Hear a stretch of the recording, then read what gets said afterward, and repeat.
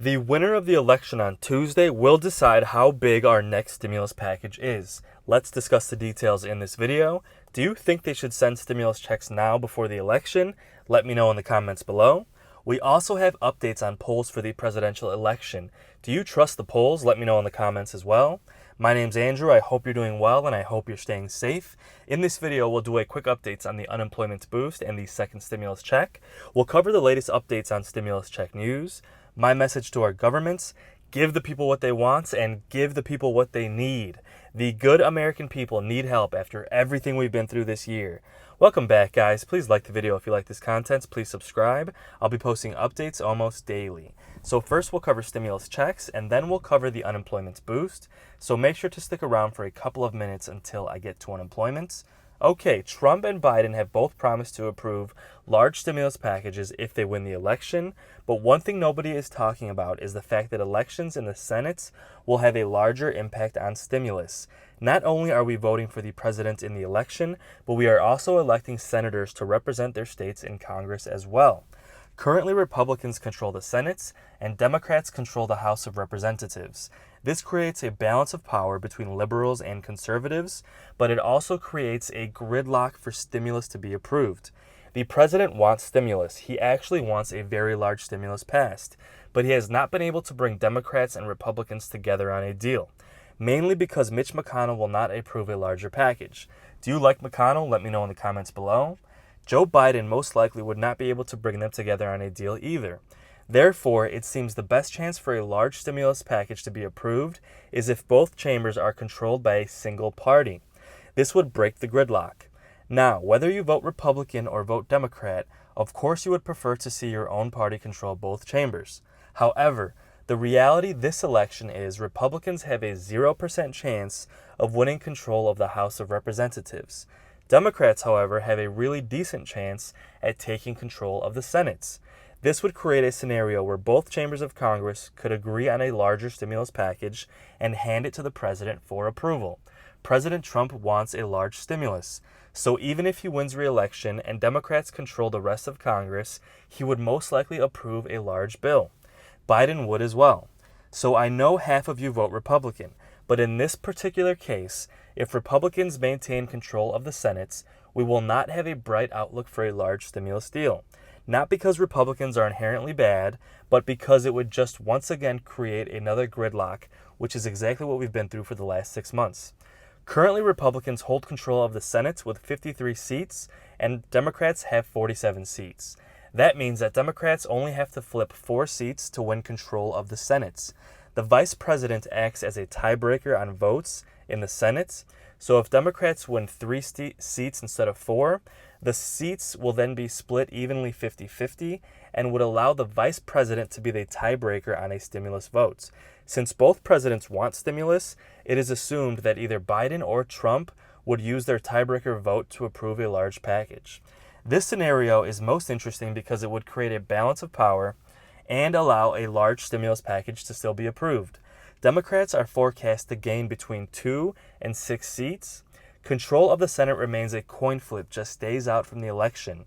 There are a handful of states that will decide this. These are the states that will decide it: Alabama, Arizona, Colorado, Iowa, Maine, Montana, North Carolina, Alaska, Georgia, Kansas, South Carolina, and Texas. Are you from any of these states? Let us know in the comments below.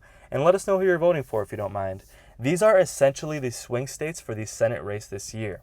Most of them are traditionally Republican states, but are on the fence to nominate a Democrat this year. Many speculate that that is because of Trump's poor handling of the pandemic, but at the same time, some think Trump has handled things very well. Do you agree with Trump that he handled things well for the pandemic? Let me know in the comments below.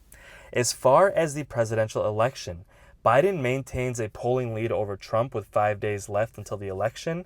Unlike Trump in 2016, Hillary Clinton, her gap closed in the last few days and we're almost tied just a couple days before the election. At this point in the last election, her lead shrunk to almost nothing. But now with Trump no longer a political novelty and in the absence of a late-breaking bombshell, Biden's polling advantage looks to be far more durable. Are you voting for Trump or are you voting for Biden? Let us know in the comments below. Here's a summary of the major polls on Thursday nights. The NBC News national polling average had Biden up more than 8%. More than 8% over Trump at 51 to 43. That spread was based off of an overall average of 10 polls. The Real Clear Political General Election polling average showed Biden with a 7.5% lead, and a 538 national poll tracker showed Biden with a 9% lead. So as you can see, the polls have Biden between a 7 to 9% lead currently. A few states that usually vote Republican are a coin flip in this election. Some states previously considered GOP strongholds have become hotly contested late in this race. Texas was previously rated as leaning Republican and now is listed as a toss-up. It is also projected that Biden is slightly favored to win Georgia. Georgia has not voted Democrat for the presidential candidate since 1992. All of that is not to say that Biden's victory is a sure thing. While a series of October surprises in 2016 ultimately benefited Trump, Clinton still won the popular vote by more than 2 million votes, but she lost the Electoral College. The same thing could happen to Biden due to the swing states.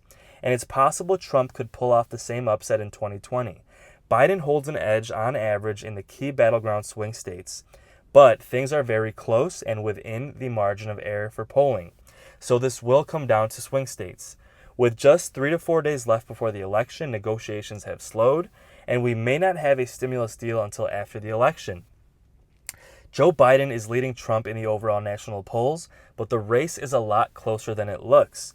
There are 8 swing states, and Biden is up in 6 of those states, but again, we are within the margin of error, so it is still anybody's election. Do you think Trump or Biden would approve a larger stimulus package? Let me know in the comments below. We also will have big updates daily on the stimulus package and pre-election news, so please subscribe for more updates. Okay, let's cover the unemployment boost. This is for the LWA boost. Many states are still paying or have not begun paying yet.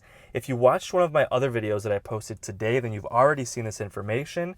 It is updated daily and is updated as of today, Friday, October 30th. It includes which states are paying the LWA boost, which states depleted funding already, and payment dates for states that have not begun paying yet. Your first screen shows states that have been approved for the boost but have not begun paying yet, and we do have estimated payment dates. Alaska is set for early November, Nevada early November, New Jersey October 22nd, Virginia October 16th, and Wisconsin October 31st. Help is coming soon for these states. You'll notice that a few of these dates have recently passed. Let me know if you received your payment yet if you're from one of these states. Your next screen shows a list of states that have been approved for the boost and are currently paying or have already completed their payments.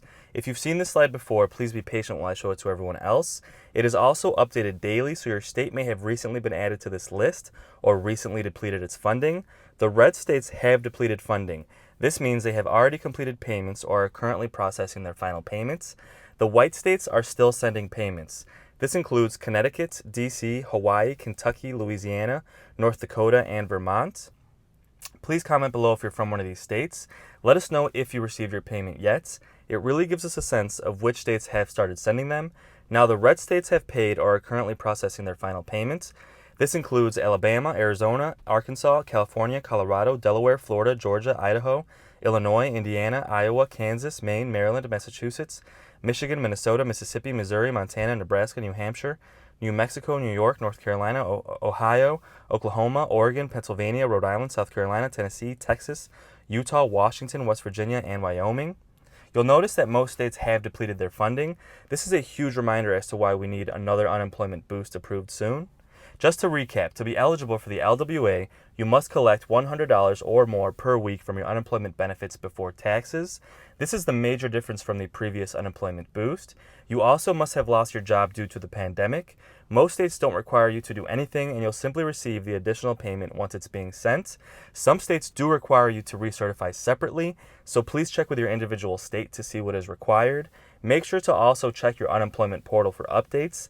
If your state is in paid status, they are distributing funds. However, as stated before, some people do receive them sooner than others, so if you have not received it yet, you should expect it soon if your state is in paid status.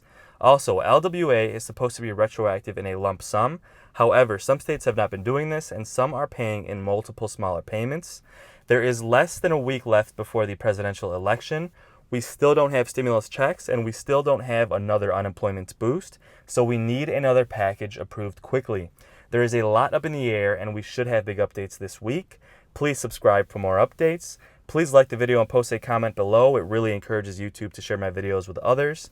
Guys, if you made it this far into my video, thank you so much for supporting my channel. It really means the world to me, and I really do appreciate every single view. My thoughts go out to each and every one of you during this hardship. I've had so many comments from people who have never been on unemployment and never needed any kind of financial assistance.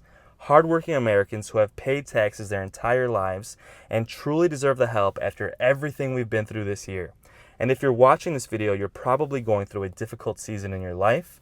Just know that you will get through this and you will be in a better place. Stay strong out there and keep taking steps towards a better tomorrow. Thanks again for watching and have a great day.